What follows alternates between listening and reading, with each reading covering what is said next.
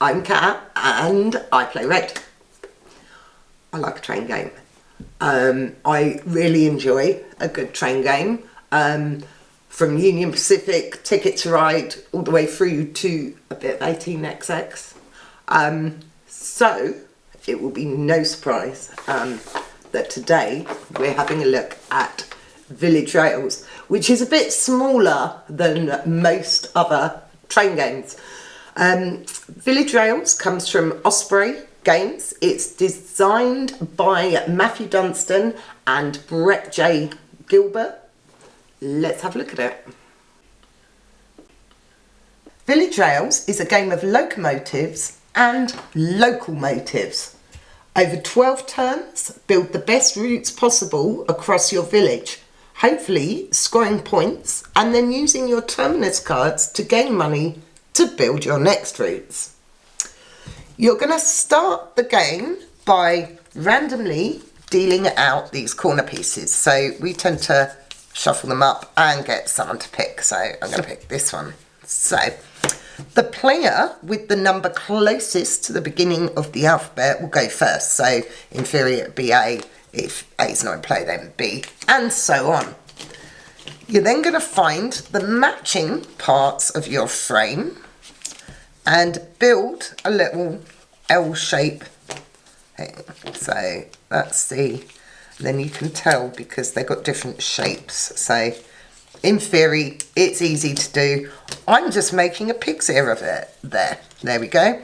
So clip that in. And that is going to be my tableau for the game. I should probably swivel that round so that you guys can see it. Oops, a bit better. There we go.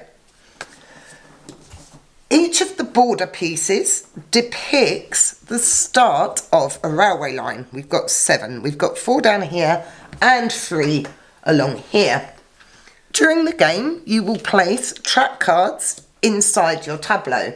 You're going to place 1 card each turn. You've got a 4x3 grid.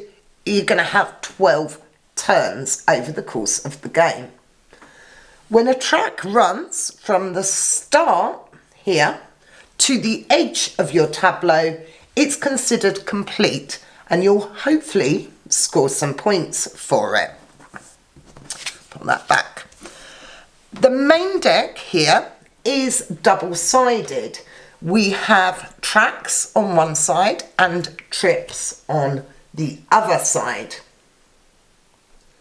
Tracks go on the inside of your grid and the trips will go on the outside of the frame. Shuffle the deck and deal 7 cards into the track market and 4 cards into the trip market. Our other deck of cards here is the terminus cards. At the start of the game, you're going to shuffle them up and deal 3 to each player.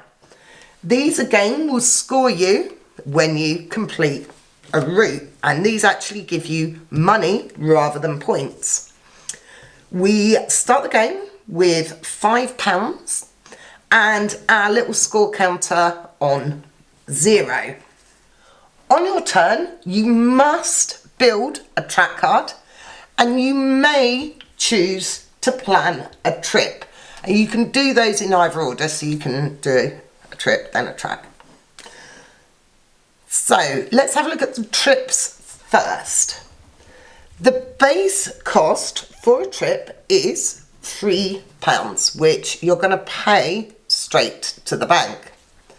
Then, like many other games, you're going to have to pay to take your choice of cards. So if I wanted the bottom one, it would be free. If I wanted the second one, I'd have to put a coin there and take that one. If I wanted the one at the back, I'd do that, and so on. So the ones at the back are going to cost you a total of 6 coins. When you buy a trip, you're going to choose to assign it to one of your lines.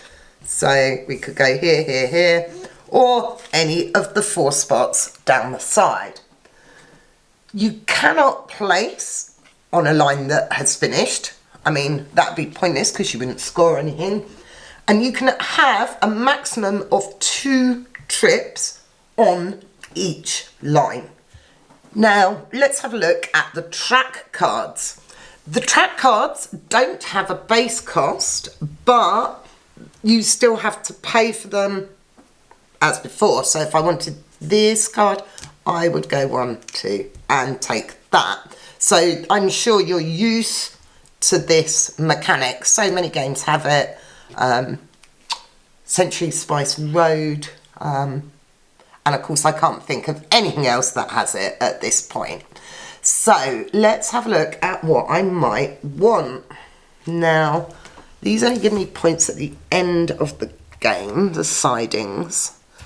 I am going to go 1, 2, I'm going to take this one. Now, when you place a track card, it must go in that position. However, you can turn it either way up. You must place orthogonally adjacent to something else. So my first card is going to have to go on one of these edge pieces. So let's have a look. I've got the wheat field there. But then that could end really quickly. Gosh, this is one of those games that can be quite painful. I'm going to just put it there for now. So you can see this track starts on the edge here and is going in that direction. And this line starts here and is going off in that direction. A line is considered complete when the track runs all the way from here to the edge of the board. So actually, maybe let's pop that there. And then if I were to put that track card, this is actually now complete because it's going off the board. Now you're going to score. The first thing to do is to score any trips that are attached to the route. So let's just say I had that there. So this would mean I could score any 2 barns on the line again. So let's have a look at the scoring. There are handy little cheat sheets for this and you will need these. So barns will score you 1 point per indicated terrain type. So let's look at this wheat barn and I've actually got 3 wheat. So I would score 3 points and I can score it again. So I'd get 6 points for that. I'm doing the dial upside down, that's clever, 6. I then score this one here. It's 1 point per different terrain type. So while all that wheat helped my barn, it's actually not helped me here because I only had the 1 terrain type. So I'm only going to score 1 point for that feature. These 2 features are on different lines, so they're not going to score me now. They will score me. This 2 points I'll get here when I complete that line. And the sidings actually only score you at the end of the game. They're the only feature that you kind of ignore until the end of the game. After scoring your trips and your tracks, you're going to score a terminus cards. Now, I didn't even look at these. I couldn't have planned that better. So these are going to give you coins which help you buy more stuff and develop more. So I'm actually going to use this one, number of wheat on the line, because I have 1, 2, 3 wheat. So that would give me 10 coins. So take the 10 coins. Now this terminus card goes face down there, which just shows me that that route is finished, it's done, it's no more. And then I'm going to draw another terminus card. So you always have 3 of these in your hand at any time. The other thing I didn't do was refill the market. So 1, 2, 3, 4, 5, 6, 7, and bosh that down and put that in. Obviously, if you take a card with coins, you're going to get the coins as well. Don't forget to keep track of your score on your little dial. Now, as if by magic, my tableau is completed. Obviously, I would have scored each of these routes as they completed, but I just wanted some better examples of scoring for you.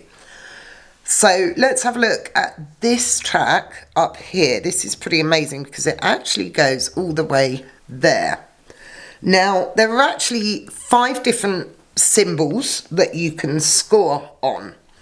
So these blue here just give you points. When you complete the route, you'll get the points. So when I completed this one, I would have gained 6 points, 4 there and 2 there.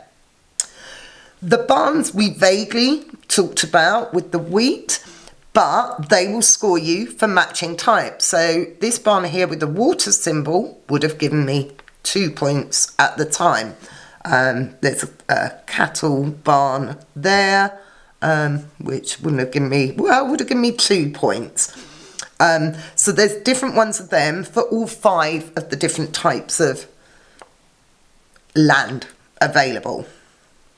The little tractor symbol here is going to score you for all the different terrain types you have on a route. So let's go back to this one here that goes all the way around. On this route, I have got villages because it's got the little people symbol, then forest, more forest, so that's not different, more villages, so that's not different, cattle, and water, and the cattle again. So I've actually got 4 different types of land on here. So I'd get 4 points for that tractor, 4 for that, and 4 for that. So I get 12 total for those 3 symbols. So it's actually a pretty decent run, because I then get 2 for my 2 villages. The orange signals here will score you for the number on the route. So if you've only got 1, they're not going to score you anything. This one here, that route goes there, it has 2. So that would actually get me 8 points, which is pretty decent. And last but not least, we have the signals here. Now the purple signals will only score you at the end of the game. And you're going to get points for having them on different routes. So sadly, those 2 are on the same route.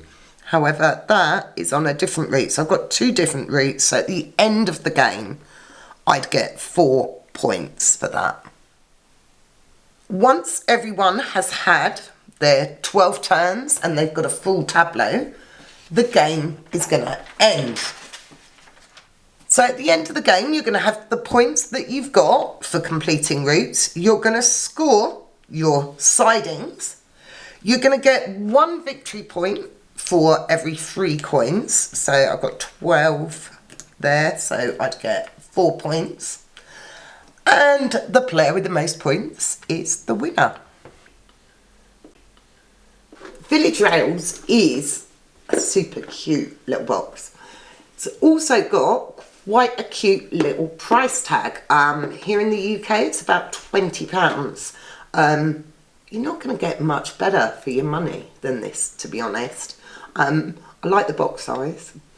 I like the price tag. But I really like that this is quite a thinky little game.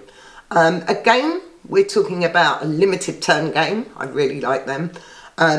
So every move has to count. So for something this size and this price, it's quite deceptive. I think the play time on here is 45 minutes, which I'd say is probably about right. Especially at the end of the game when you're really struggling with what's going to work well, because potentially 1 card could complete 2 lines. So you kind of need to make the most of every opportunity. It's really neat. The one thing I don't like is these horrible little dials, but really for the money, meh. If you want, you can use dice or whatever. They're not essential. So I don't like them, but they don't matter too much. The artwork is nice. The play is nice. It's a really good little game. I think it came out at the end of last year. Go and check it out. Thanks for watching this video. I hope you enjoyed it. If you did, click like, subscribe, share, blah, blah, blah. All that stuff. You know the drill by now. Come and say hello on Facebook, Instagram, Twitter. I play red. Thanks for watching. See you next time. Bye.